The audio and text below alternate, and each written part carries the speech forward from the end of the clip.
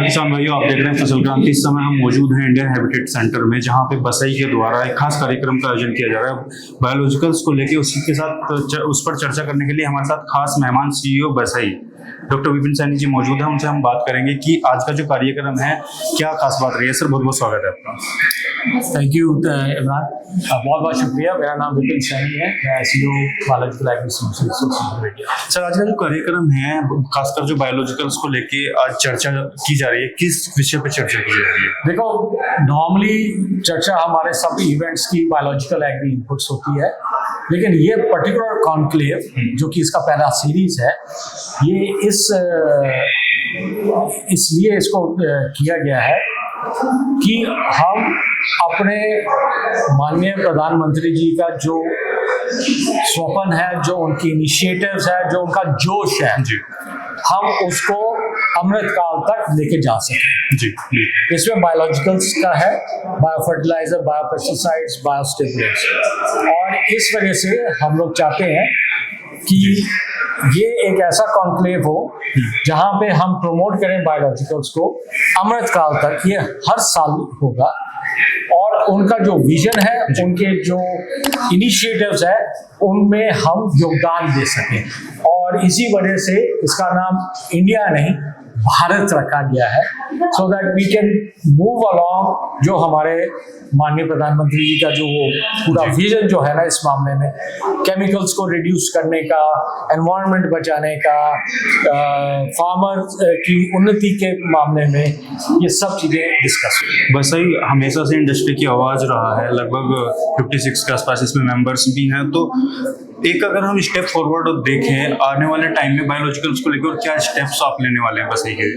देखो, अब तो प्राइमरी हमारे पास ये है कि जो स्टेट में जो कंसर्न्स हैं बायोलॉजिकल्स के बारे में, हम उसको एड्रेस करने वाले हैं। और दूसरा, किसान को स्टीवर्डशिप एक्टिविटी यानी कि उनकी जो ट्रेनिंग्स वगैरह है, उसको हम लोग कंसंट्रेट करेंगे। हम ट्रेड और ट्रेनिंग दोनों के ऊपर ध्यान देंगे। बिल्कुल। एक्सपोर्ट को लेकर अगर हम बात करें नॉर्मली, तो अगर एंटायर इंडस्ट्री हम देखते हैं तो एक्सपोर्ट की भी क्या सिचुएशन है? देखो, करंट एक्सपोर्ट इंपोर्ट से जो सिनेरियो है, गल्फ वॉर की वजह से थोड़ा सा नाजुक चल रही है, आप सबको पता है। लेकिन बायोलॉजिकल्स का ये है कि देश में संकट नहीं आनी चाहिए, क्योंकि इसके लिए किसी इंपोर्ट की जरूरत नहीं है जी।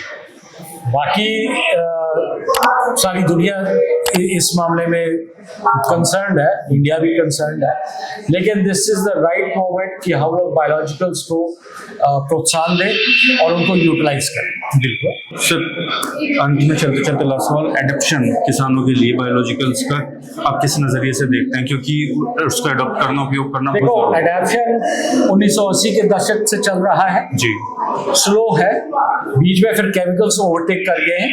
इंटीग्रेटेड पेस्ट मैनेजमेंट के तहत सबसे पहले बायोलॉजिकल्स का ही रोल था। कोई मुसीबत आ जाए खेत में या कोई पेस्ट का मेन कंसर्न आए तो पेस्टिसाइड्स का, लेकिन समहाउ दैट वो उसका थोड़ा सा कम हो गया साहब जी।